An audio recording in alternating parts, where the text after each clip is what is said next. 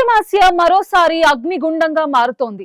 America అధ్యక్షుడు Donald Trump బాధ్యతలు చేపట్టిన నాటి నుండి ఇరాన్ తో కయ్యానికి కాలు దువ్వుతున్న వేళ ఇప్పుడు పరిస్థితులు యుద్ధం దిశగా వేగంగా కదులుతున్నాయి. ఇరాన్ లో ఉన్న అమెరికా పౌరులంతా వెంటనే ఆ దేశాన్ని విడిచి వెళ్ళండి అంటూ యుఎస్ విదేశాంగ శాఖ జారీ చేసిన అత్యవసర అడ్వైజరీ ఇప్పుడు ప్రపంచ వ్యాప్తంగా ప్రకంపనలు సృష్టిస్తోంది. ఒకవైపు ఒమన్ లో అణు చర్చలకు రంగం సిద్ధమవుతుంటే మరోవైపు ఖమేనీ కలత చెందక తప్పదు అని ట్రంప్ చేసిన వ్యాఖ్యలు బాంబు కన్నా శక్తివంతంగా పేలాయి. నిజంగా అమెరికా దాడులకు సిద్ధమవుతోందా? ఇరాన్ లో చిక్కుకున్న పౌరులకు వైట్ హౌస్ ఇచ్చిన సూచనలేంటి? Let's watch the story.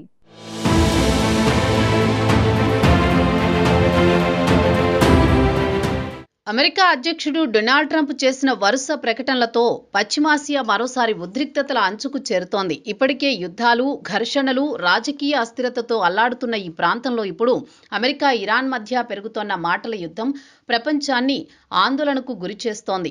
ఈ నేపథ్యంలో అమెరికా విదేశాంగ శాఖ జారీ చేసిన తాజా అడ్వైజరీ తీవ్ర చర్చకు దారితీసింది. వెంటనే ఇరాన్ను వీడండి అంటూ అమెరికా తన పౌరులను హెచ్చరించడం ఇప్పుడు ఆందోళనకు గురిచేస్తోంది. అమెరికా స్టేట్ డిపార్ట్మెంట్ విడుదల చేసిన ఈ అడ్వైజరీలో స్పష్టమైన పదజాలం కనిపిస్తోంది. ఇరాన్లో ఉన్న అమెరికా పౌరులు వీలైనంత త్వరగా ఆ దేశాన్ని విడిచి వెళ్లాలని, అది సాధ్యం కాకపోతే అత్యంత సురక్షిత ప్రాంతాలకు తరలిపోవాలని సూచించింది.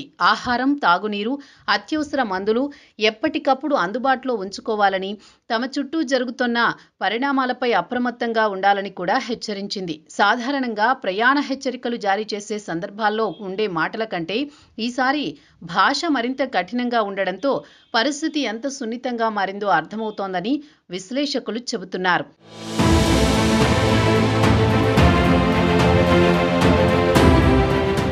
అయితే ఈ అడ్వైజరీ కొత్తేమీ కాదంటూ కొంతమంది నెటిజన్లు సోషల్ మీడియాలో పోస్టులు పెడుతున్నారు. గతంలోనూ ఇలాంటి హెచ్చరికలు వచ్చాయని, దాన్ని ఇప్పుడు అతిగా ప్రచారం చేస్తున్నారనే వాదనలు వినిపిస్తున్నాయి. కానీ నిపుణులు మాత్రం ఈ వాదనలను అంత తేలిగ్గా తీసుకోవడం లేదు. ఎందుకంటే అడ్వైజరీ సమయం, దాని వెనుక చోటు చేసుకుంటున్న రాజకీయ పరిణామాలు చూస్తే ఇది సాధారణ ప్రక్రియ కాదనే అభిప్రాయం వ్యక్తమవుతోంది. ఇరాన్ ప్రస్తుతం తీవ్రమైన ఆర్థిక అనిశ్చితిని ఎదుర్కొంటోంది. అమెరికా, పశ్చిమ దేశాల ఆంక్షల ప్రభావంతో ఆ దేశ ఆర్థిక వ్యవస్థ ఒత్తిడిలో ఉంది. ఇరాన్ సుప్రీం నేత అయతుల్లా అలీ ఖమేనీని ఉద్దేశించి ట్రంప్ తీవ్ర వ్యాఖ్యలు చేశారు. ఖమేనీ కలత చెందక తప్పదు అంటూ ఆయన చేసిన వ్యాఖ్యలు కేవలం మాటలకే పరిమితమవుతాయా లేక ఆచరణలోకి మారుతాయా అన్న సందేహాలు తలెత్తాయి. అమెరికా అధ్యక్షుడి స్థాయిలో ఉన్న వ్యక్తి నుంచి ఇలాంటి మాటలు రావడం సహజంగానే అంతర్జాతీయ సమాజాన్ని అప్రమత్తం చేస్తోంది.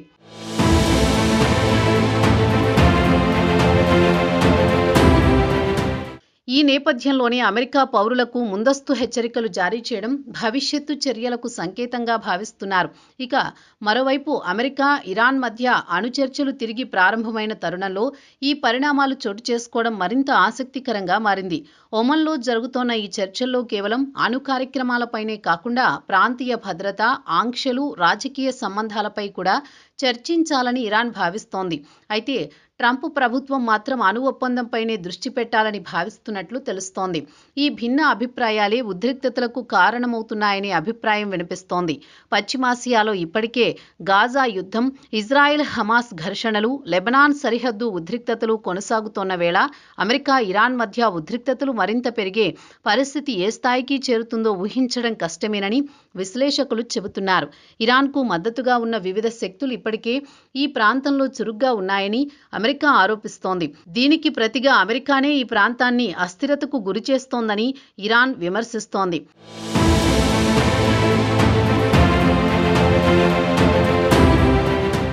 ఇక ఇలాంటి పరిస్థితుల్లో అమెరికా జారీ చేసిన అడ్వైజరీ కేవలం భద్రతా చర్యగా మాత్రమే కాకుండా ఒక రాజకీయ సందేశంగా కూడా పరిగణించాలని విశ్లేషకులు అంటున్నారు.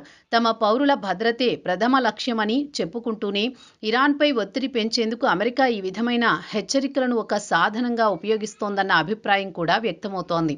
అదే సమయంలో ఇరాన్లో అమెరికా పౌరులకు నిజంగానే ప్రమాదం ఉందా అన్న ప్రశ్నకు ఇప్పటికీ స్పష్టమైన సమాధానం లేదు. మొత్తంగా డొనాల్డ్ ట్రంప్ ప్రకటన పర్యటనలు, అమెరికా అడ్వైజరీ, ఇరాన్లో అంతర్గత పరిస్థితులు, అణుచర్చల నేపథ్యంలో పశ్చిమాసియాలో ఇప్పుడు ఏం జరుగుతుందా అనే ఉత్కంఠ నెలకొంది. ఇది కేవలం మాటల యుద్ధం మాత్రమేనా, లేక కార్యాచరణకు ఇది ముందస్తు సంకేతమా అన్నది చర్చల్లో తేలనుంది.